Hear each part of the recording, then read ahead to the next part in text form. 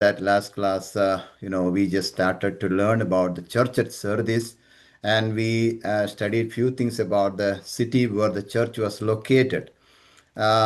Sardis സഭയെക്കുറിച്ച് പഠിക്കാൻ നമ്മൾ ആരംഭിച്ചു. അതിൻ്റെ ഒന്നാമത്തെ സ്ലൈഡ് ഇതായിരുന്നു. The church at Sardis, when we were talking about, the church at Sardis, it was from Revelation chapter 3, verses 1 to 6.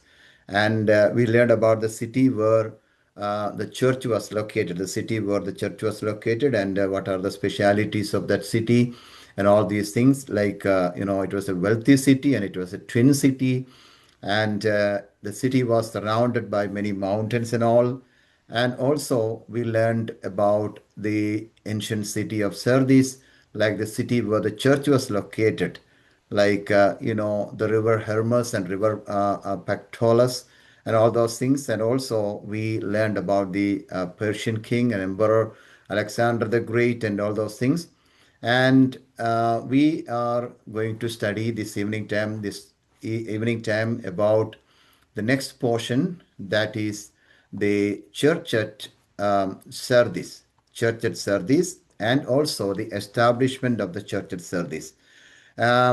ഈ സർദീസ് എന്ന് പറഞ്ഞ സ്ഥലത്ത് ഉണ്ടായിരുന്ന സഭ എങ്ങനെയാണ് സ്ഥാപിക്കപ്പെട്ടത് എന്നുള്ള വിഷയത്തെക്കുറിച്ചാണ് ഇന്ന് നമ്മൾ സ്റ്റാർട്ട് ചെയ്യാനായിട്ട് ആഗ്രഹിക്കുന്നത്. കാരണം ഓരോ സ്ഥലങ്ങളിലും ഓരോ സിറ്റിയിലും ഓരോ ദൈവസഭകൾ ഉടലെടുക്കുമ്പോൾ അതിൻ്റെ പിന്നിൽ ചില പ്രിയപ്പെട്ടവരുടെ അധ്വാനമുണ്ട്. അപ്പോൾ അങ്ങനെയുള്ള ഒരു സ്ഥലം, സഭയെക്കുറിച്ച് നമ്മൾ പഠിക്കുമ്പോൾ, when we learn about how the church at Sardis was established in the city of Sardis, even in the midst of different specialities and different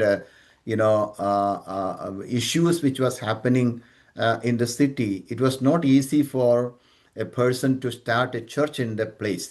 So that is the reason that we are learning about how the church at Sardis was established.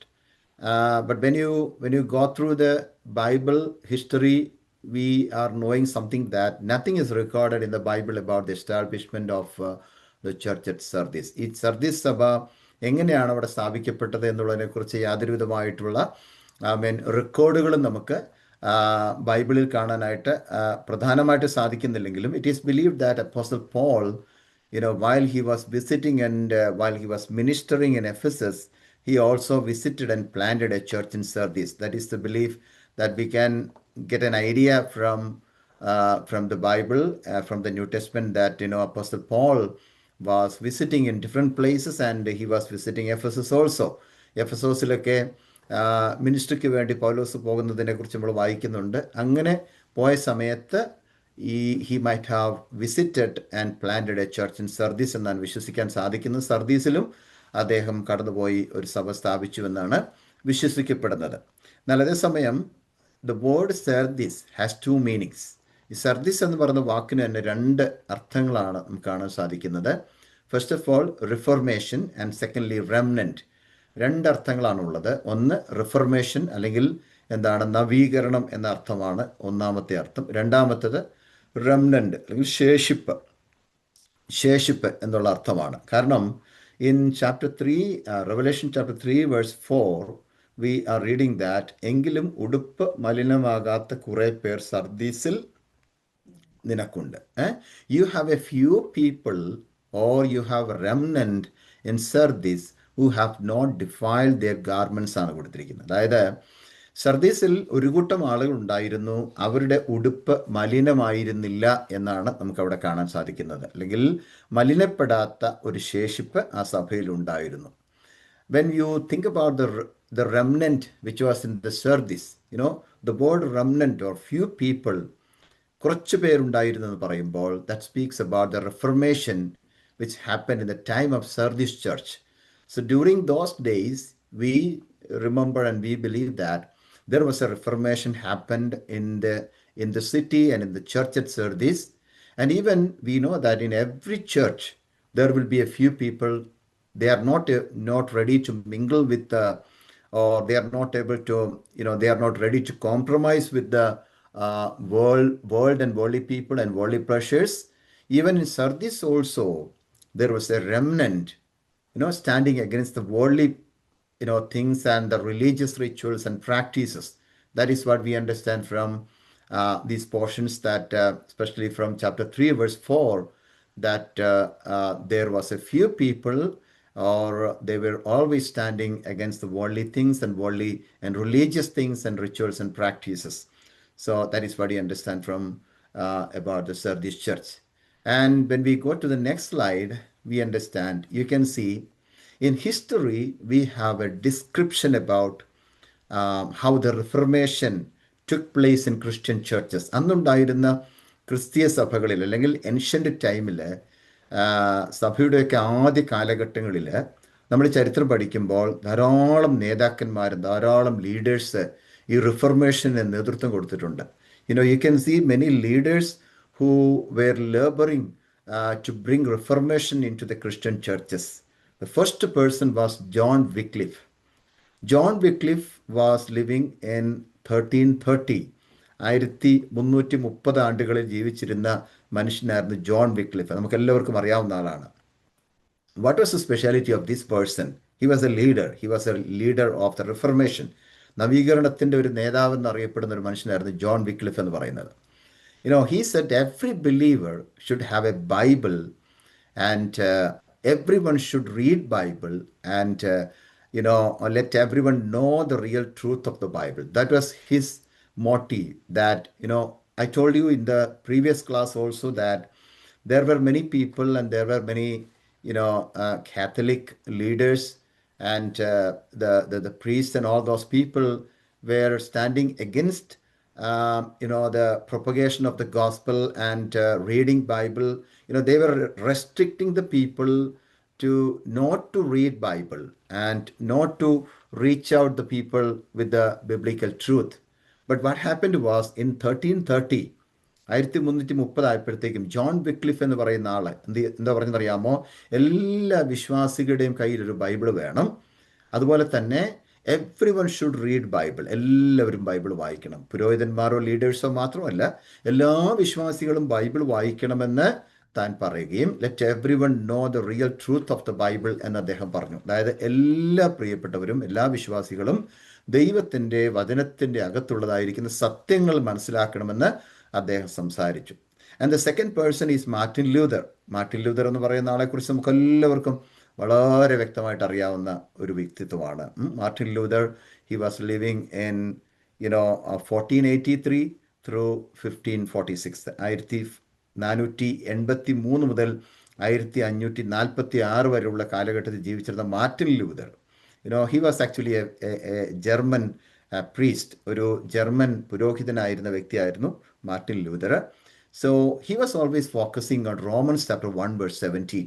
നമുക്കറിയാം, റോമാലേഖനം 1-ാം അധ്യായത്തിൻ്റെ 17-ാം വാക്യത്തിലാണ് ഏറ്റവും കൂടുതൽ താൻ focus ചെയ്തത് Martin Luther. എന്താ അവിടെ പറഞ്ഞിരിക്കുന്നത്? Righteous shall live by faith, അല്ലേ? നീതിമാന്മാർ വിശ്വാസത്താൽ ജീവിക്കും. നീതിമാൻ വിശ്വാസത്താൽ ജീവിക്കും. ആ ഒരു വാക്കാണ് എപ്പോഴും മാർട്ടിൻ ലൂതർ ഉരുവിട്ടുകൊണ്ടിരുന്നത്. And also he believed and taught that forgiveness of our sin is possible by our faith in Jesus Christ, not by any deeds. അതായത് ഈ റോമാലേഖനത്തിൻ്റെ 1-ാം അധ്യായത്തിൻ്റെ 17-ാം വാക്യത്തെ ആസ്പദമാക്കിക്കൊണ്ട് മാർട്ടിൻ ലൂതർ ഉറക്കെ പ്രഖ്യാപിച്ചൊരു കാര്യമാണ്, നീതിമാൻ വിശ്വാസത്താൽ ജീവിക്കും എങ്കിൽ നമ്മുടെ പാപത്തിൻ്റെ പരിഹാരം എന്ന് പറയുന്നത് തീർച്ചയായിട്ടും കർത്താവായ യേശുക്രിസ്തുവിലുള്ളതായിരിക്കുന്ന നമ്മുടെ വിശ്വാസത്താലാണ് സാധിക്കുന്നത്. അല്ലാതെ നാം നീതീകരിക്കപ്പെടുന്നത് നമ്മുടെ ഒരു പ്രവൃത്തികളും കൊണ്ടല്ല എന്ന് മാർട്ടിൻ ലൂതർ വളരെ ശക്തമായി സംസാരിച്ചു. അതിൻ്റെ റീസൺ ഉണ്ട്. those days, the people, the leaders of the churches, they were teaching the people that if you wanted to get the forgiveness of your sin, നിങ്ങളുടെ പാപത്തിന് പരിഹാരം കിട്ടണമെങ്കിൽ you must buy something with your money, pay something and get the forgiveness for your sin, അല്ലേ? പാപത്തിന് പരിഹാരം കിട്ടാൻ വേണ്ടി പണം കൊടുത്ത് ഒരു ചീട്ട് മേടിക്കുന്ന ഒരു പ്രോഗ്രാം ഉണ്ടായിരുന്നു. അപ്പോൾ അതിനെതിരായിട്ട് എന്ത് ചെയ്തു? മാർട്ടിൻ ലൂതർ സംസാരിക്കാൻ തുടങ്ങി. So that is what we understand. So he was fighting against all the religious and also you can say man-made belief systems and practices, and he was placing a sticker on which it was written 95 biblical truth on 95 ബൈബിളിലെ സത്യങ്ങൾ എഴുതി വെച്ചിട്ട് stick ചെയ്ത് വെച്ചു. Which is also known as 95 thesis, 95 പ്രബന്ധങ്ങൾ എന്നാണ് അതിനെ അറിയപ്പെടുന്നത്. അതെന്ത് ചെയ്യുന്നറിയാമോ?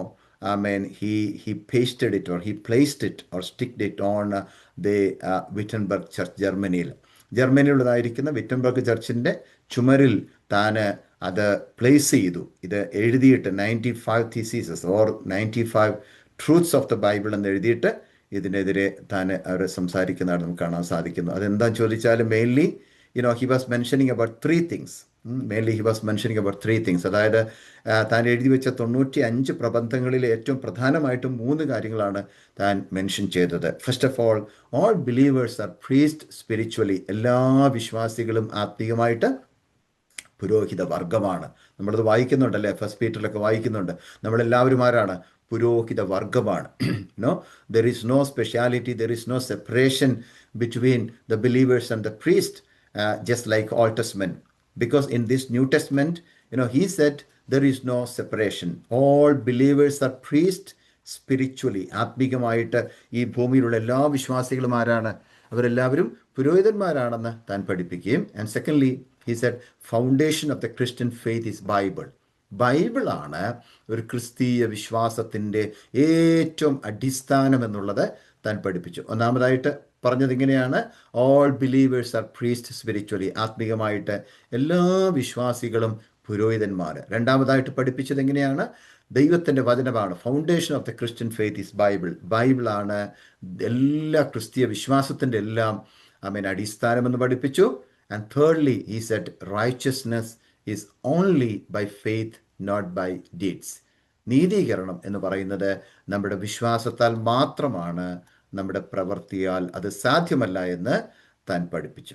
Okay, so let's see some of the leaders who labored to make reformation in the early Christian churches. I was giving you a few members, a few names about those people. At the same time, there are many people, but let me give you some more names about these people, that the leaders, those who were laboring to make reformation in the early Christian churches. അന്നത്തെ ആദ്യകാല സഭകളിൽ ഒരു നവീകരണത്തിന് വേണ്ടി പ്രവർത്തിച്ചിരുന്ന ചില ആൾക്കാരുടെ പേരും കൂടെ ഞാൻ പറയാനായിട്ട് ആഗ്രഹിക്കുകയാണ്. അത് നമ്മുടെ അറിവിലേക്ക് മാത്രം പറയുന്നതേ ഉള്ളൂ. അതിനെക്കുറിച്ച് ഡീറ്റെയിൽസ് ആയിട്ട് സംസാരിക്കാനായിട്ട് ഞാൻ ആഗ്രഹിക്കുന്നില്ല. ഓക്കെ, എന്നാലും ഈ പറയപ്പെട്ടിരിക്കുന്ന ആൾക്കാരാണ്.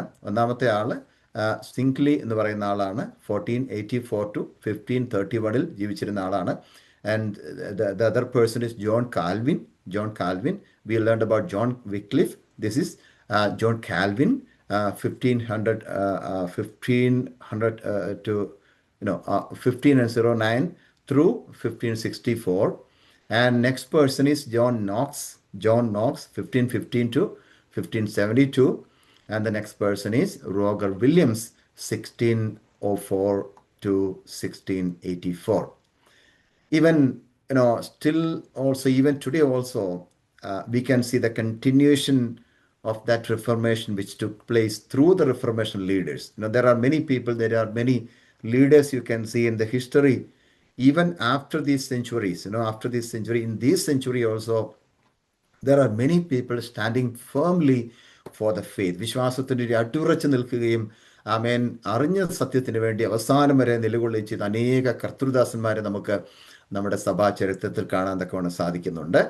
And we need to thank God for the churches and those leaders which gives more importance to the Bible and also its real and also plain teachings than the man-made worship systems and traditions. Today you can see in different churches there are many man-made worship systems and traditions are there. There are many wrong teachings and false teachings are there. But at the same time, we need to thank God for all the churches and all the pastors and all the leaders, those who are giving more importance and priority for the truth of the Bible and also for the real and plain teachings of the biblical doctrines. Okay, so now we will go to the next slide, and that is messages to the church at Sardis. സർദീസിലെ സഭയ്ക്ക് കർത്താവ് കൊടുത്തതായിരിക്കുന്ന ദൂതുകളെക്കുറിച്ച് നമ്മൾ ചിന്തിക്കാൻ പോകുമ്പോൾ, we are going to read chapter 3 verses 1 through 5 in English and Malayalam. chapter 3, Revelation chapter 3, verses 1 through 5. മൂന്നാം To the, അധ്യായത്തിൽ 1 മുതൽ 5 വരെ. Yeah. to the angel of the church in Sardis write, these are the words of him who holds the seven spirits of God and the seven stars. I know your deeds. You have a reputation of being alive, but you are dead. Awake, strengthen what remains and is about to die, for I have not found your deeds complete in the sight of my God. Remember, therefore, what you have received and heard, obey it and repent. But if you do not wake up, I will come like a thief, and you will not know at what time I will come to you. Yet, oh, Sorry. Madhu was right. Yeah. Okay. സർദീസിലെ സഭയുടെ ദൂതനെ എഴുതുക. ദൈവത്തിന്റെ 7 ആത്മാവും 7 നക്ഷത്രവും ഉള്ളവൻ അരുളി ചെയ്യുന്നത്, ഞാൻ നിന്റെ പ്രവൃത്തി അറിയുന്നു. ജീവനുള്ളവൻ എന്ന് നിനക്ക് പേരുണ്ടെങ്കിലും നീ മരിച്ചവനാകുന്നു. ഉണർന്നുകൊള്ളുക, ചാവാറായ ശേഷിപ്പുകളെ ശക്തീകരിക്കുക. ഞാൻ നിന്റെ പ്രവൃത്തി എന്റെ ദൈവത്തിന്റെ സന്നിധിയിൽ പൂർണ്ണതയുള്ളതായി കണ്ടില്ല. ആകയാൽ നീ പ്രാപിക്കുകയും കേൾക്കുകയും ചെയ്തത് എങ്ങനെയെന്ന് ഓർത്ത് അത് കാത്തുകൊള്ളുകയും മാനസാന്തരപ്പെടുകയും ചെയ്യുക. നീ ഉണരാതിരുന്നാൽ ഞാൻ കള്ളനെ പോലെ വരും. അത് ഏത് നാഴികയ്ക്ക് നിന്റെ മേൽ വരും എന്ന് നീ അറിയുകയും ഇല്ല. എങ്കിലും ഉടുപ്പ് മലിനമാകാത്ത കുറെ പേർ സർദീസിൽ നിനക്കുണ്ട്. അവർ യോഗ്യന്മാരാകിയാൽ വെള്ള ധരിച്ചുകൊണ്ട് എന്നോട് കൂടെ നടക്കും. ജയിക്കുന്നവൻ വെള്ളയുടുപ്പ് ധരിക്കും. അവന്റെ പേര് ഞാൻ ജീവപുസ്തകത്തിൽ മായ്ച്ചു കളയാതെ എന്റെ പിതാവിന്റെ സന്നിധിയിലും അവന്റെ ദൂതന്മാരുടെ മുൻപിലും അവന്റെ പേര് ഏറ്റുപറയും. Okay. So when we go through this portion, chapter 3, verses 1 to 5, മൂന്നാം അധ്യായത്തിന് 1 തൊട്ട് 5 വരെ നമ്മൾ പോകുമ്പോൾ അവിടെ നിന്ന് ധാരാളം കാര്യങ്ങൾ നമുക്ക് ചിന്തിക്കാനായിട്ടുണ്ട്. You can see the messages to the church at Sardis there. First of all, the weak points. എന്തൊക്കെയാണ് ആ സഭയ്ക്ക് വേണ്ടി ദൂത് എഴുതിയപ്പോൾ ദൈവം അവരോട് പറഞ്ഞ നിങ്ങളുടെ ന്യൂനതകൾ, നിങ്ങളുടെ ബലഹീനമായിരിക്കുന്ന വശങ്ങൾ എന്തൊക്കെയാണെന്ന് ആദ്യമേ ചൂണ്ടിക്കാണിക്കുകയാണ്. That is from chapter 3, verses 1 and 2. ആദ്യം തന്നെ അതാണ് കാണാൻ സാധിക്കുന്നത്. We have to remember one thing. There is no appreciation given for this church. ഈ ചർച്ചിന് അപ്രീഷിയേഷൻ ഒന്നും കൊടുത്തായിട്ട് നമ്മൾ കാണാൻ സാധിക്കുന്നില്ല. ചില ചർച്ചുകൾക്ക് അപ്രീഷിയേഷൻ കൊടുക്കുന്നുണ്ട്, അനുമോദനം കൊടുക്കുന്നുണ്ട്. But for this church, for the church at Sardis, there is no appreciation given. But God is giving, and He is just mentioning about few people in Sardis church who have not defiled their garments. അത് എടുത്തു പറയുന്നുണ്ട്. നമ്മൾ നേരത്തെ പറഞ്ഞതാണ്. ഇതാണ് ഒരു കൂട്ടം ആളുകൾ, ഒരു ചെറിയ കൂട്ടം ആളുകൾ ആ സഭയിലുണ്ടായിരുന്നു. അവരവരുടെ ഉടുപ്പ് മലിനമാക്കാത്ത, അവരുടെ വസ്ത്രം മലിനമാക്കാത്ത ഒരു കൂട്ടം ആളുകൾ ഉണ്ടായിരുന്നുള്ളത് അവിടെ പറയുന്നുണ്ട്. അതോടൊപ്പം തന്നെ what is the first weakness that which is mentioned in this portion about the church at Sardis? The number one is, you have a name that you are alive, but you are dead. എന്താണ്? ജീവനുള്ളവൻ എന്ന് നിനക്ക് പേരുണ്ട്, എങ്കിലും നീ മരിച്ചവനാകുന്നു. ജീവനുള്ളവൻ എന്ന് നിനക്ക് പേരുണ്ട്, എങ്കിലും നീ മരിച്ചവനാകുന്നു. Okay, so that is the first weak point which is mentioned in this portion about the church at Sardis. You see the word name. Okay, ജീവനുള്ളവൻ എന്ന് നിനക്ക് പേരുണ്ട്, പേര് എന്ന് പറയുന്ന the word name is given there. Instead of name, in Greek, it is written onoma. Onoma is the Greek word which is used for name in this particular verse. And the word denomination comes from onoma. So onoma is the Greek word, and you can see the denomination today. അല്ലേ, എന്താണ്, ഒത്തിരി ഡിനോമിനേഷനെ കുറിച്ച് നമ്മൾ വായിക്കുന്നുണ്ട്. Usually some people are proud to say that we are from such denomination or this denomination, that denomination. Okay, often the denominations are the matter of reputation. അല്ലേ, നമ്മൾ ആരാണ്, എവിടെ നിന്നാണ് എന്ന് അറിയപ്പെടാനായിട്ട് മാത്രമാണ് ഡിനോമിനേഷൻസ് ഒക്കെ നമ്മൾ വെച്ചുകൊണ്ടിരിക്കുന്നത്. Okay, anyway, onoma is the Greek word which is used for name, and also the denominations also, the word denomination also is coming from the root word onoma, because here when God is talking about these people and the people at Sardis church, we see that the weak point of Sardis church, that they have a name or they have a reputation. You can say that ഒരു പ്രത്യേകമായിരിക്കുന്ന പേരവർക്കുണ്ട്, അല്ലെങ്കിൽ ഒരു reputation, അറിയപ്പെടുന്ന ഒരു നാമം അവർക്കുണ്ട്. എന്താണ്? That they are alive. അവർ ജീവനുള്ളവരാണ് എന്നുള്ള ഒരു റെപ്യൂട്ടേഷൻ അവർക്കുണ്ട്. അതൊരു വലിയ റെപ്യൂട്ടേഷനാണ്. അല്ലേ? Importantly, we need to understand when somebody is saying that I am alive, or when we say that and that person is alive, ആ വ്യക്തി ജീവനുള്ള വ്യക്തിയാണ് എന്ന് പറയുമ്പോൾ അത് നല്ലൊരു റെപ്യൂട്ടേഷനാണ്. ജീവിച്ചിരിക്കുന്നു എന്ന് പറയുന്നത് ഒരു അനുഗ്രഹമാണ്, റെപ്യൂട്ടേഷനാണ്. But the problem with the Sardis church is they are already dead. അവർ മരിച്ചവരാണ്. പക്ഷെ അവരെന്താണ് പറയുന്നത്? ഞങ്ങൾ ജീവനുള്ളവരാണ് പല പ്രാവശ്യം അവർ ഉരുവിട്ടുകൊണ്ടിരിക്കുകയാണ്. അവരതിൽ അഭിമാനിക്കുന്നു. But at the same time, spiritually they are dead. ആത്മീകമായിട്ട് അവരെ മരിച്ചിരിക്കുന്ന ഒരവസ്ഥയാണ് ദൈവം അവരെ കാണുമ്പോൾ വീക്ഷിക്കുന്നത്. Which means they were spiritually dead and the cause of the spiritual death is sin. Okay? അവർ ആത്മീകമായി മരിക്കാനുള്ള പ്രധാനപ്പെട്ട കാരണം അവരുടെ ഇടയിൽ നടന്നുകൊണ്ടിരുന്ന പാപത്തിൻ്റെ സ്വഭാവമായിരുന്നു എന്നുള്ളത് നമുക്ക് താഴോട്ടുള്ള വാക്യങ്ങൾ വായിക്കുമ്പോൾ മനസ്സിലാക്കാൻ സാധിക്കുന്നുണ്ട്. So that is the first one. And what is the second weakness or weak point which is mentioned about the church at Sardis? That is, your deeds are not perfect in the sight of God. ഞാൻ നിന്റെ പ്രവൃത്തി എൻ്റെ ദൈവത്തിൻ്റെ സന്നിധിയിൽ പൂർണ്ണത ഉള്ളതായിട്ട് കണ്ടില്ല എന്നാണ് വേഴ്സ് 2-ൽ നമുക്ക് കാണാൻ സാധിക്കുന്നത്. Verse 2 says that God is saying about the church at Sardis that I saw your deeds, but your deeds are not perfect in the sight of God. നീ ചെയ്യുന്ന പ്രവൃത്തികൾ, ഒത്തിരി കാര്യങ്ങൾ ചെയ്യുന്നുണ്ട്, പക്ഷേ ആ പ്രവൃത്തികളൊന്നും ദൈവത്തിൻ്റെ സന്നിധിയിൽ പൂർണ്ണതയുള്ളതായിട്ട് കണ്ടില്ല.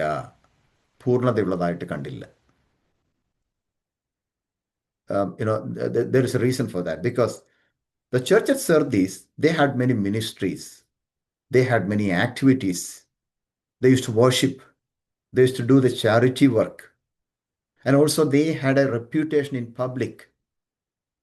And they, you can say that they had many things to boast about themselves, and they had a tradition also.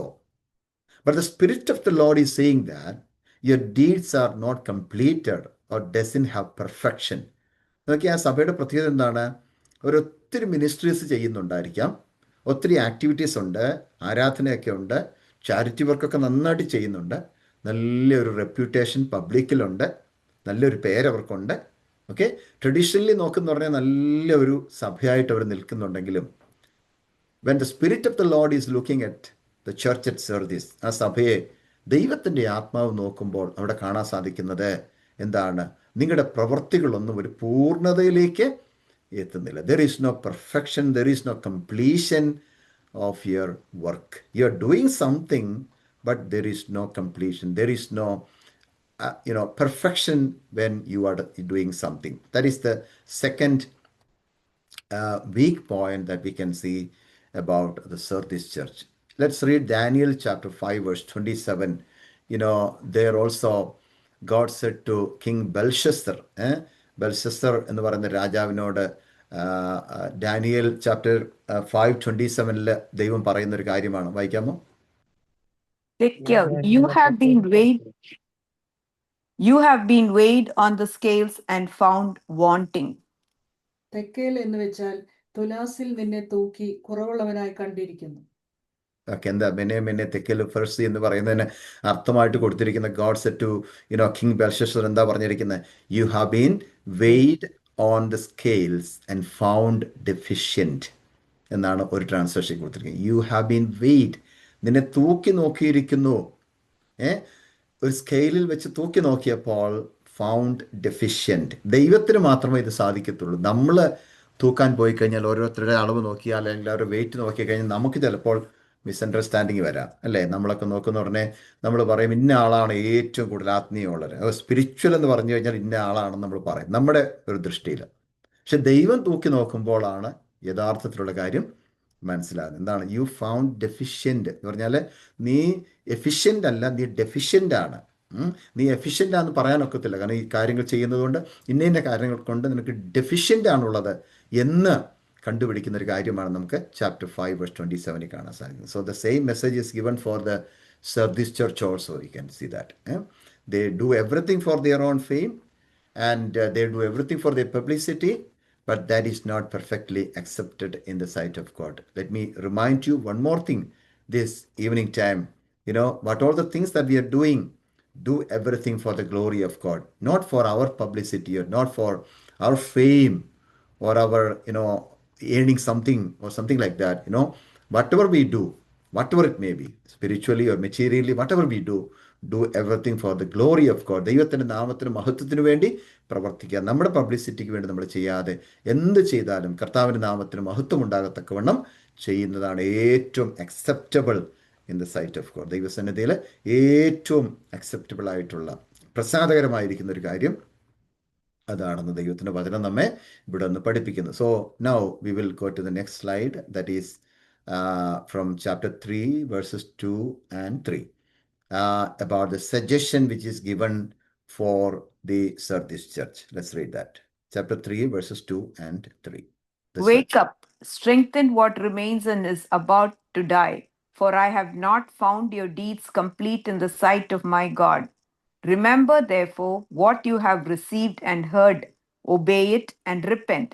But if you do not wake up, I will come like a thief, and you will not know at what time I will come to you. ഉണർന്നുകൊള്ളുക, ചാവാറായ ശേഷിപ്പുകളെ ശക്തീകരിക്കുക. ഞാൻ നിന്റെ പ്രവൃത്തി എന്റെ ദൈവത്തിന്റെ സന്നിധിയിൽ പൂർണ്ണതയുള്ളതായി കണ്ടില്ല. ആകയാൽ നീ പ്രാപിക്കുകയും കേൾക്കുകയും ചെയ്തത് എങ്ങനെയെന്ന് ഓർത്ത് അത് കാത്തുകൊള്ളുകയും മാനസാന്തരപ്പെടുകയും ചെയ്യുക. നീ ഉണരാതിരുന്നാൽ ഞാൻ കള്ളനെ പോലെ വരും. ഏത് നാഴികയ്ക്ക് നിന്റെ മേൽ വരും എന്ന് നീ അറിയുകയുമില്ല. Okay, so even, the first suggestion is given for the Sardis church is wake up, ഉണർന്നുകൊള്ളുക എന്നുള്ളതായിരിക്കുന്ന ഒന്നാമത്തെ suggestion. The same thing you can see in 1 Peter chapter 5 verse 8 also. Particularly, വളരെ ശക്തമായിട്ട് 1 പത്രോസ് 5-ാം അധ്യായത്തിന്റെ 8-ാം വാക്യത്തിലെ ഒരു താക്കീത് പോലെ പറയുന്ന ഒരു വാക്യമാണത്, അല്ലേ? ഒന്ന് വായിക്കാമോ? 1 Peter chapter 5 verse 8. Be self-controlled and alert. Your enemy, the devil, prowls around like a roaring lion, looking for someone to devour. നിർമ്മതരായിരിക്കുവിൻ, ഉണർന്നിരിക്കുവിൻ. നിങ്ങളുടെ പ്രതിയോഗിയായ പിശാച് അലറുന്ന സിംഹം എന്ന പോലെ ആരെ വിഴുങ്ങേണ്ടു എന്ന് തിരിഞ്ഞ് ചുറ്റി നടക്കുന്നു. ഉണർന്നിരിപ്പീൻ, നിങ്ങളുടെ പ്രതിയോഗിയായ പിശാച് ആരെ വിഴുങ്ങേണ്ടു വിചാരിച്ച് അലഞ്ഞ് തിരിഞ്ഞ് നടക്കുന്നു. ഓക്കെ, വെയ്ക്കപ്പ് എന്നുള്ളതാണ് ഒന്നാമത്തെ സജഷൻ. വെയ്ക്കപ്പ്, ഉണർന്നുകൊള്ളുക. ഫ്രം ദ സ്ലീപ്പ്, ഉറങ്ങുന്ന അനുഭവത്തിൽ നിന്ന് ഉണർന്നുകൊള്ളുവാൻ പറയുന്നു. What is the second one? The second suggestion is strengthen your cells. Okay, that means what to strengthen. എന്തിനെയാണ് ശക്തീകരിക്കേണ്ടത്? The things that remain which is about to die. അല്ലേ, ചാവാറായ ശേഷിപ്പുകളെ എന്ത് ചെയ്യുക? ശക്തീകരിക്കുക എന്നാണ് പറഞ്ഞിരിക്കുന്നത്. ഉണർന്നുകൊള്ളുക, ചാവാറായ ശേഷിപ്പുകളെ ശക്തീകരിക്കുക. That is the second one, ശക്തീകരിക്കുക. ഒന്നാമതായിട്ട് ഉണർന്നുകൊള്ളുക, wake up or be alert. Secondly strengthen. എന്തിനെയാണ് സ്ട്രെങ്തൻ ചെയ്യേണ്ടത്? എന്തിനെയാണ് ശക്തീകരിക്കേണ്ടത്? The things that remain which is about to die. ഇപ്പം ചാവാറായിട്ടുണ്ട്, ചത്തിട്ടില്ല, മരിച്ചിട്ടില്ല, പക്ഷെ ചാവാറായി വരുന്നു. അതിനെ നിങ്ങൾ എന്ത് ചെയ്യുക? ശക്തീകരിക്കുക. തേർഡ് വൺ, റിമെമ്പർ, ഓർക്കുക. എന്താ ഓർക്കേണ്ടത്? What you have received and heard. നിങ്ങൾ പ്രാപിച്ചതിനെയും നിങ്ങൾ കേട്ടതിനെയും എന്ത് ചെയ്യുക? ഓർക്കുക. ആകയാൽ നീ പ്രാപിക്കുകയും കേൾക്കുകയും ചെയ്തത് എങ്ങനെയെന്ന് ഓർത്ത്. So we need to remember. What to remember? What we have received from the Lord and what we have heard from the Lord. So that we are suppose to remember. And the fourth suggestion is keep it. Keep it. That means not only listening or remembering, but to follow or obey the word of God. In James chapter 1 verse 22, we are reading that.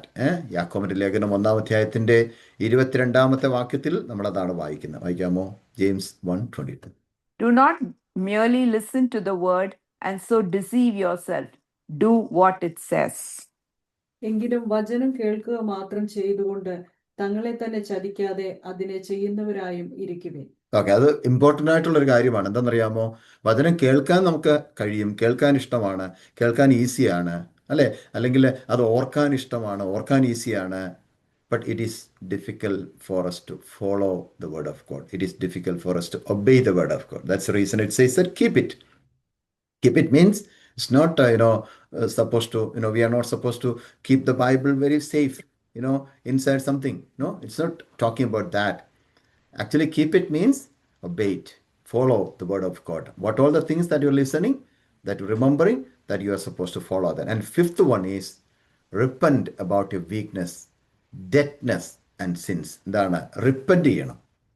നിങ്ങൾ ഓർക്ക് മാത്രമല്ല ചെയ്യേണ്ടത്, പിന്നെ എന്താ ചെയ്യേണ്ടത്? മാനസാന്തരപ്പെടണം എന്നാണ് പറഞ്ഞിരിക്കുന്നത്. ഓക്കെ, മാനസാന്തരപ്പെടണം. That is a fifth point, that we need to repent about our weakness and deadness, because it says that you believe and you say that you are alive, but you are dead.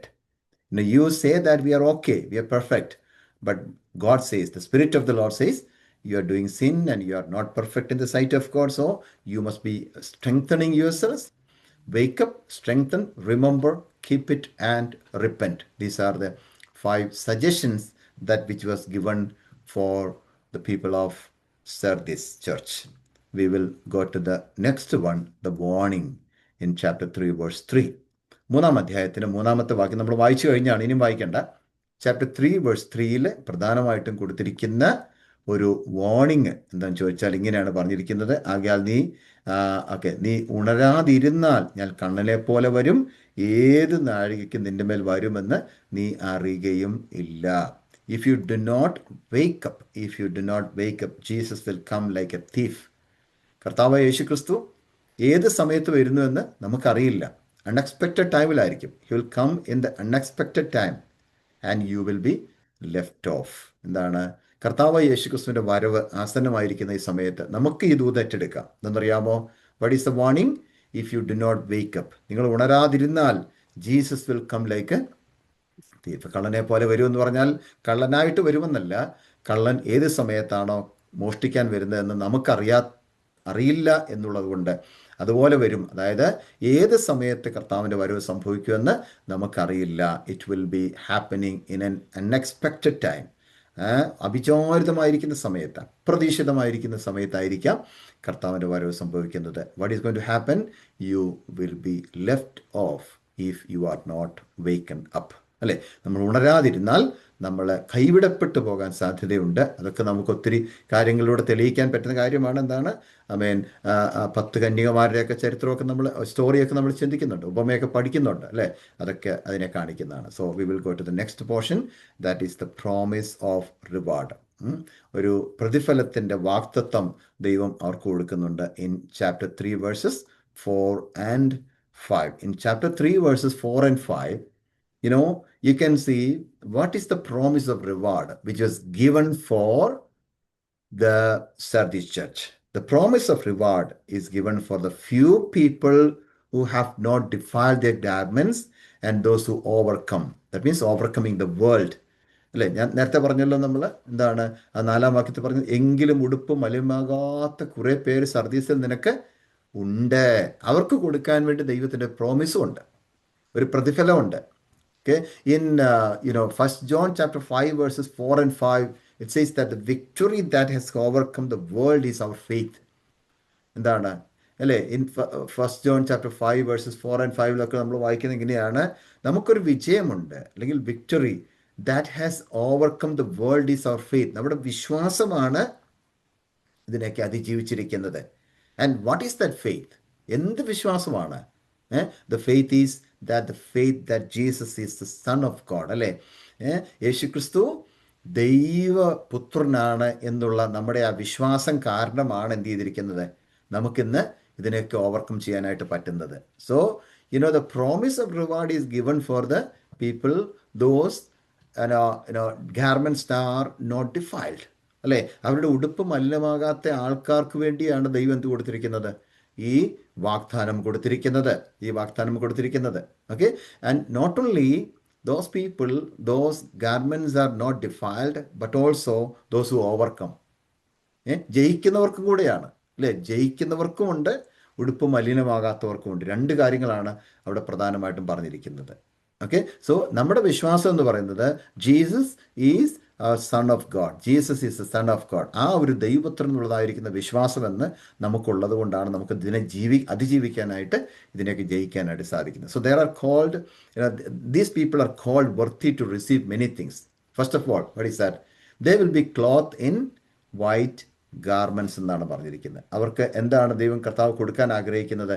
അവർ യോഗ്യന്മാരാകയാൽ വെള്ള ധരിച്ചും കൊണ്ട്, അപ്പോൾ വെള്ള വസ്ത്രം അവർക്ക് കൊടുക്കുമെന്നാണ് പറഞ്ഞിരിക്കുന്നത്. Okay, so what is the first promise given for these people? For a small group of people, or you can say for a remnant. അവിടുത്തെ ശേഷിപ്പിന് വേണ്ടി ദൈവനാമത്തിലൂടെ നിൽക്കുന്ന ഒരു കൂട്ടം ആളുകളുണ്ട്. അവർക്ക് വേണ്ടി ദൈവം കൊടുക്കാൻ ആഗ്രഹിക്കുന്ന ഒന്നാമത്തേതെന്ന് പറയുന്നത് ദേ will be cloth in white garments. അവർക്ക് എന്ത് ലഭിക്കും? ഒരു വെള്ള ഉടുപ്പ് കൊടുക്കും. So what is the white garment? എന്താണ് ഈ വെള്ള ഉടുപ്പ് എന്ന് പറയുന്നത്? The white garment is A symbol of victory and purity. The white garment is A symbol of victory and purity. അതായത് ഒരു നല്ല വിശുദ്ധി, അല്ലെങ്കിൽ എന്താ പറയുന്നത്, ഒരു ശുദ്ധിയുടെയും വിജയത്തിൻ്റെയും ഒരു സിംബലാണ് ഈ വെള്ള വസ്ത്രം എന്ന് നമുക്ക് കാണാൻ സാധിക്കുന്നുണ്ട്. For example, if you go to the history, the Roman government, they used to give a white garment for those who win in the battle and game in the ancient time. ഒരു game ഒക്കെ നടക്കുമ്പോൾ, അല്ലെങ്കിൽ ഒരു യുദ്ധം നടക്കുമ്പോൾ, ആ യുദ്ധത്തിനകത്ത് ജയിച്ചു വരുന്നവർക്ക് ഒരു വെള്ള വസ്ത്രം കൊടുക്കുന്ന ഒരു പ്രോഗ്രാം റോമൻ ഗവൺമെൻറ്റിൻ്റെ സമയത്ത് അന്നുണ്ടായിരുന്നു എന്നാണ് വിശ്വസിക്കപ്പെടുന്നത്. അതിനെ ഓർമ്മിപ്പിക്കാൻ വേണ്ടിയാണ് ഇവിടെ പറഞ്ഞിരിക്കുന്നത്, U will be getting A cloth which is a white garment. You be clothed with a white garment. ഒരു വെള്ള വസ്ത്രം കൊണ്ട് നിന്നെ ഉടുപ്പിക്കും എന്ന് പറയുമ്പോൾ, വിക്ടോറിയസ് ആയിട്ടുള്ള, പ്യൂർ ആയിട്ടുള്ള ഒരു വിശ്വാസിക്ക് ദൈവം കൊടുക്കാൻ ആഗ്രഹിക്കുന്ന ഒരു പ്രോമിസാണ്, റിവാർഡാണെന്ന് നമുക്കവിടെ കാണുവാൻ സാധിക്കുന്നുണ്ട്. What is the second one? The second promise of reward is God will not raise their names from the book of life. ജീവപുസ്തകത്തിൽ നിന്ന് ദൈവം അങ്ങനെയുള്ളവരുടെ പേര് മായ്ച്ചു കളയുകയില്ല എന്നാണ് അവിടെ പറഞ്ഞിരിക്കുന്നത്. ജീവപുസ്തകത്തിൽ നിന്ന് അങ്ങനെയുള്ളവരുടെ പേര് മായ്ച്ചു കളയുകയില്ല എന്ന് പറഞ്ഞിരിക്കുന്നു. And what is the third promise of reward? Jesus will confess their name before father God and before the angels. അല്ലേ? എന്താണ്? എൻ്റെ പിതാവിൻ്റെ സന്നിധിയിലും അവൻ്റെ ദൂതന്മാരുടെ മുൻപിലും ഇങ്ങനെയുള്ള വ്യക്തികളുടെ പേര് ഏറ്റു പറയും. കർത്താവായ യേശുക്രിസ്തു എന്ത് ചെയ്യും? പിതാവായ ദൈവത്തിൻ്റെ മുൻപാകെയും ദൂതന്മാരുടെ മുൻപാകെയും ഇങ്ങനെ ഈ റെമനൻ്റായിട്ട് നിൽക്കുന്ന, വിശ്വാസത്തിന് വേണ്ടി പിടിച്ചു നിൽക്കുന്ന, അവസാനം വരെ വിശ്വസ്തയോടെ നിൽക്കുന്ന അവരുടെ പേരുകൾ പിതാവായ ദൈവത്തിൻ്റെ മുൻപിലും ഈ ദൂതന്മാരുടെ മുമ്പിലും ഏറ്റു പറയുന്ന ഒരു അനുഭവം ഉണ്ടാകുമെന്നുള്ള സന്തോഷകരമായിരിക്കുന്ന ഒരു അനുഭവമാണ് നമുക്കവിടെ ഈ സഭയെക്കുറിച്ച് കാണാൻ സാധിക്കുന്നത്. So that is the end of the verse 5 and 6, and now we will go to verses 7 through 13. That is talking about the church at Philadelphia. So this was the end of the studies about the church at Sardis. Okay, now we are moving into the sixth church. ആറാമത്തെ സഭയെക്കുറിച്ച് ചിന്തിക്കാൻ പോവുകയാണ്. 5 സഭകളെക്കുറിച്ച് നമ്മൾ ഒത്തിരി കാര്യങ്ങൾ പഠിച്ചു. So church at Philadelphia is the sixth church mentioned in the book of Revelation, that to the church that God is giving some messages. So when we start from this point, so we'll be reading this portion maybe later after discussing about the city where the church was located. You can see the ancient city of Philadelphia in the screen. At the same time, the Philadelphia church is known as a faithful church because of many reasons. ഒരു വിശ്വസ്തയോടുകൂടെ കർത്താവിനെ സേവിച്ചിട്ടുള്ള ഒരു സഭയായിട്ടാണ് ഫിലദൽഫിയ സഭയെക്കുറിച്ച് കാണാൻ സാധിക്കുന്നത് കേട്ടോ. So the church at Philadelphia is known as the faithful church, വിശ്വസ്തമായ ഒരു സഭ. Okay, that we will see later about that, but first of all let us see the city where the church was located. ഈ ദൈവസഭ ആ സിറ്റിയിൽ സ്ഥാപിക്കപ്പെടുമ്പോൾ സിറ്റിയുടെ പ്രത്യേകതകൾ എന്തൊക്കെയായിരുന്നെന്ന് just നമുക്കൊന്ന് ഓടിച്ച് നോക്കിയിട്ട് തുടർന്നുള്ളതായിരിക്കുന്ന കാര്യങ്ങൾ ചിന്തിക്കാൻ കർത്താവ് സഹായിക്കട്ടെ. The city where the church was located. The city is located around 30 miles away from Sardis. സർദീസിൽ നിന്ന് ഏകദേശം 30 മൈൽ അകലെയാണ് ഈ ഫിലദൽഫിയ എന്ന് പറയുന്ന എന്ന സിറ്റി ലൊക്കേറ്റ് ചെയ്തിരിക്കുന്നത്. And the king Atlas II was the founder of this city. ഈ സിറ്റി സ്ഥാപിച്ചത് അറ്റ്ലസ് സെക്കൻഡ് എന്ന് പറയുന്ന ഒരു രാജാവായിരുന്നു എന്ന് വിശ്വസിക്കപ്പെടുന്നു. And the nickname of this Atlas second was Philadelphus. Philadelphus എന്നായിരുന്നു ഈ രാജാവിൻ്റെ നിക്നെയിം, വിളിപ്പേര് ആയിട്ട് കൊടുത്തിരുന്നത് ഫിലദൽഫസ് എന്നായിരുന്നു. അതിൽ നിന്നാണ് ഈ സിറ്റിക്ക്, ആ രാജാവ് ഈ സിറ്റി പിന്നെ എസ്റ്റാബ്ലിഷ് ചെയ്യുമ്പോൾ ആ സിറ്റിക്ക് അങ്ങനെ പേര് ഫിലദൽഫിയ എന്ന് ഉള്ള പേര് വന്നതെന്ന് വിശ്വസിക്കപ്പെടുന്നു. And Philadelphus means brotherly love. Philadelphus എന്ന് പറയുന്ന വാക്കിൻ്റെ അർത്ഥം ബ്രദർലി ലവ് എന്നാണ്. സഹോദര സ്നേഹം. ഓക്കെ, സാഹോദര്യ സ്നേഹം എന്നൊക്കെ പറയാം. സഹോദര സ്നേഹം എന്നാണ് അതിനറിയപ്പെടുന്നത്. ബ്രദർലി ലവ് എന്നാണ്. And also, the word Philadelphia is derived from two Greek words, phileo and adelphos. Phileo and adelphos. ഈ ഫിലിയോ മീൻസ് ടു ലവ്. ഫിലിയോ എന്ന് പറയുന്നത് സ്നേഹിക്കുക എന്നുള്ള അർത്ഥത്തിലാണ്. അഡൽഫോസ് എന്ന വാക്കിൻ്റെ അർത്ഥം ബ്രദർ എന്നാണ്. ഓക്കെ, അപ്പം ബ്രദർലി ലവ് എന്നാണ് ഫിലദൽഫസ് എന്ന് പറയുന്ന ആ വാക്കിൻ്റെ അർത്ഥമായിട്ട് നമുക്ക് കാണാൻ സാധിക്കുന്നത്. And I will give you some of the specialities about the city of Philadelphia now.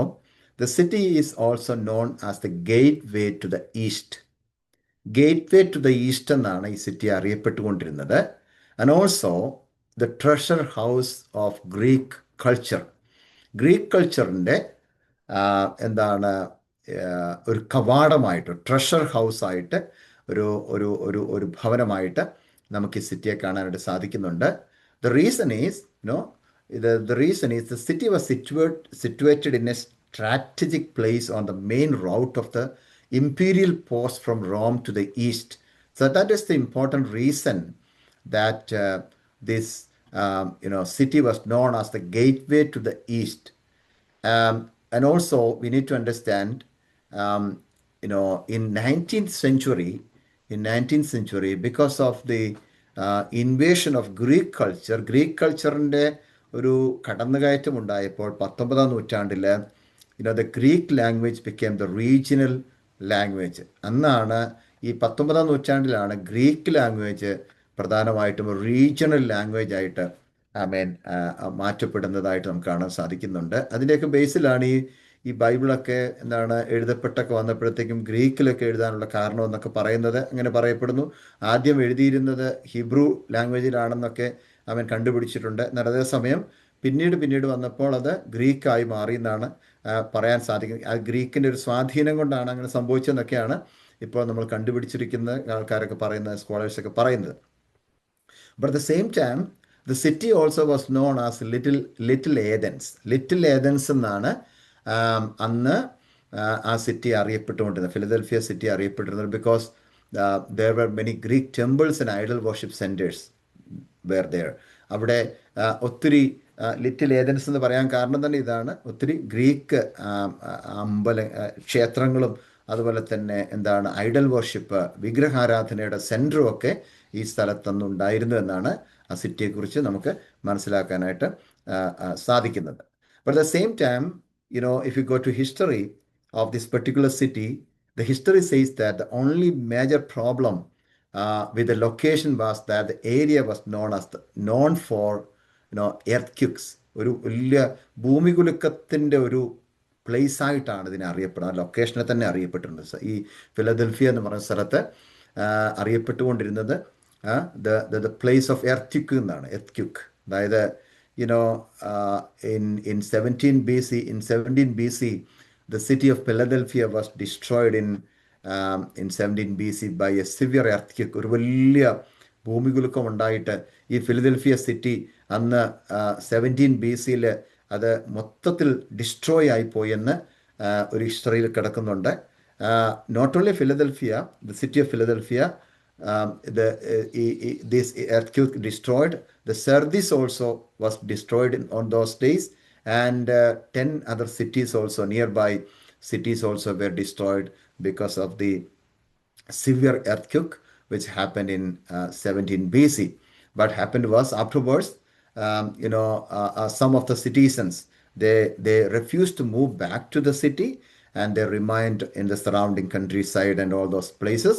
So they called the place of Philadelphia as burned land.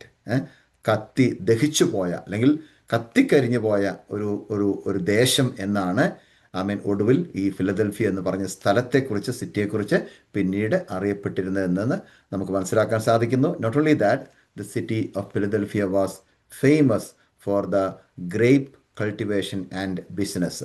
മുന്തിരിയുടെ ഒരു നാടായിട്ട് അറിയപ്പെടുന്ന ഒരു സ്ഥലമാണ് ഫിലദൽഫിയ എന്ന്. മുന്തിരിയുടെ കൾട്ടിവേഷൻ ഒത്തിരി ഉണ്ടായിരുന്ന സ്ഥലമായിട്ടും ബിസിനസ്സിൻ്റെ സെൻറ്ററായിട്ടും ഫിലദൽഫിയ അറിയപ്പെടുന്നുവെന്നാണ് ചരിത്രം നമ്മളെ പഠിപ്പിക്കുന്നത്. So in all other cities, we can see that emperor worship was compulsory and forced, but in this city it was not insisted or forced. ഒരിക്കലും ഈ ഒരു സിറ്റിക്കകത്ത് ഒരു വിഗ്രഹാരാധനയോ അല്ലെങ്കിൽ എംബറിനെ ആരാധിക്കണം, ചക്രവർത്തിമാരെ ആരാധിക്കണം എന്നുള്ളതായിരിക്കുന്ന ഒരു സിസ്റ്റം അത്ര കമ്പൽസറി ആയിട്ടോ അത്ര ഫോഴ്സ്ഡ് ആയിട്ടോ ഇൻസിസ്റ്റഡ് ആയിട്ടോ ഇല്ലായിരുന്നു എന്നാണ് വിശ്വസിക്കപ്പെടുന്നത്. So these are the specialities of the city of Philadelphia. And now we will go to the next slide, the church at Philadelphia. ഫിലദൽഫിയയിലെ സഭ എങ്ങനെയാണ് രൂപീകരിക്കപ്പെട്ടത് എന്നുള്ളതിനെ കുറിച്ച് കുറച്ച് കാര്യങ്ങളോട് ചിന്തിക്കാനായിട്ട് കർത്താവ് സഹായിക്കട്ടെ. The church at Philadelphia or the establishment of the church at Philadelphia. When you think about ഈ സഭ എങ്ങനെയാണ് അവിടെ സ്ഥാപിക്കപ്പെട്ടതെന്ന് ചിന്തിച്ചു കഴിഞ്ഞാൽ, same thing is happening here also. About the service also nothing is written particularly, and about the Philadelphia church also nothing is written in the Bible specifically. Nothing is recorded in the Bible about the establishment of the Philadelphia church, but it is believed that Apostle Paul, while he was visiting and ministering in Ephesus, same thing in Sardis also, while he was visiting and ministering in Ephesus places, he also visited and planted a church in Philadelphia also.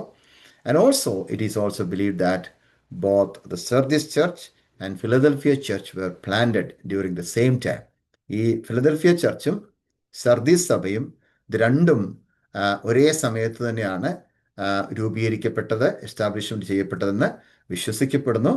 Even for the church at Smyrna and Philadelphia there is no mention about any accusation, or there is no rebuke, or there is no word of repent from God. ഈ Smyrna സഭയും ഫിലദൽഫിയ സഭയും ഇത് രണ്ടും കൂടെ നോക്കിക്കഴിഞ്ഞാൽ ഈ രണ്ട് സഭയ്ക്ക് മാത്രമേ ഒരു കുറ്റാരോപണവും ഇല്ലാത്ത സഭകളുള്ളൂ. ബാക്കി എല്ലാ സഭയ്ക്കും കുറ്റങ്ങളുണ്ട്. പക്ഷെ Smyrna, church at Smyrna and church at Philadelphia, those two churches, nothing is mentioned about accusation or rebuke or warning or repent. Okay, so nothing is recorded in this portion. So there is no weak points recorded about Philadelphia church also.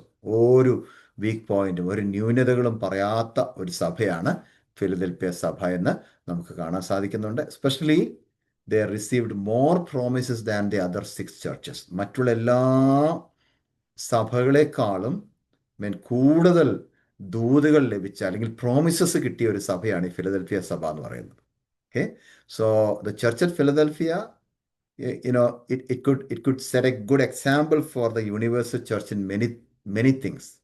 Like when you study about the church at Philadelphia, you can see the unity there, you can see love, you can see the spiritual vision, you can see the perfection also in Philadelphia church. So globally നമ്മൾ നോക്കുന്ന ഉടനെ universal ചർച്ചിനെ ഒരു വലിയ മാതൃകയായിട്ട് നമുക്ക് കൈക്കൊള്ളാൻ സാധിക്കുന്ന ഒരു സഭയാണ് ഏത്? ഫിലദൽഫിയ സഭ. ഏതൊക്കെ കാര്യത്തിലാണ്? യൂണിറ്റിയുടെ കാര്യത്തിൽ, it is known as the brotherly love. Like unity was there. ഐക്യതയുള്ള ഒരു സഭയായിരുന്നു. 2, സ്നേഹമുള്ള സഭയായിരുന്നു, ലവ് ഉള്ള സഭയായിരുന്നു. 3, സ്പിരിച്വലി വിഷൻ ഉള്ള സഭയായിരുന്നു, അതായത് ആത്മീകമായിരിക്കുന്ന കാഴ്ചപ്പാടുള്ള സഭയായിരുന്നു. And it was a perfect church. ഇതാണ് പൂർണ്ണതയുള്ള ഒരു സഭയായിട്ട് നമുക്ക് ഫിലദൽഫിയ ചർച്ചിനെ കുറിച്ച് കാണാനായിട്ട് സാധിക്കുന്നുണ്ട്. So we are going to close our studies today, and if you go to the next slide we won't be able to complete it. So we will close our studies now with a word of prayer. John sir is going to pray and conclude our Bible study this evening time. Before that, let us all submit ourselves in the mighty hand of God as we were listening from the word of God. When we were studying about the church at Sardis, and we learned about the church at Philadelphia today, especially about the messages which was given for the Sardis church, and also the messages given and about the Philadelphia church. We learned about how the church was, established there, and also how the city was established there. All those things that we were learning this evening time. So let us also submit ourselves to the mighty hand of God and pray, Lord, we need thy presence, we need thy power, we need thy guidance in our lives to continue in spiritual things in these days. Hallelujah. Because without prayer and without the guidance of the Holy Spirit, we are not able to complete our spiritual journey. So let us pray that, Lord, as God was giving the suggestion for the Sardis church, that wake up, strengthen, remember, keep it, and repent. Let's also take the same thing in our life also. നമുക്കും ആ ഒരു ചിന്തയിലേക്ക് നമ്മുടെ ശ്രദ്ധയെ തിരിക്കാം. ദൈവമക്കളെ, നമുക്ക് കണ്ണുകളെ അടയ്ക്കാം, നമുക്ക് പ്രാർത്ഥിക്കാം. കർത്താവിനോട് ആത്മാർത്ഥമായി ഇന്ന് രാത്രികാലം പ്രാർത്ഥിക്കാം. ദൈവം നമ്മെ സഹായിക്കട്ടെ. ഹല്ലേലൂയ.